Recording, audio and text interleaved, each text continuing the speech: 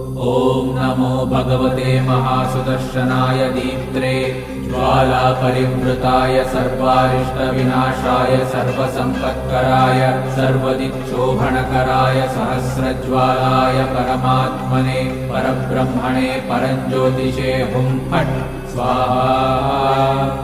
ॐ श्रीं ह्रीं ऐं क्लीं कृष्णाय गोविन्दाय गोपीजनवल्लभाय पराय परमपुरुषाय परमात्मने परकर्म मंत्र यंत्र तंत्रौषधास्त्रशस्त्राणि संहर संहर मृत्योर्मोचय मोचय आयुर्वर्धय वर्धय क्षिप्रारोग्यं च कुरु कुरु सर्वकार्यसिद्धिं कुरु कुरु। ॐ नमो भगवते महासुदर्शनाय दीप्त्रे ज्वालापरिवृताय सर्वारिष्टविनाशाय सर्वसम्पत्कराय सर्व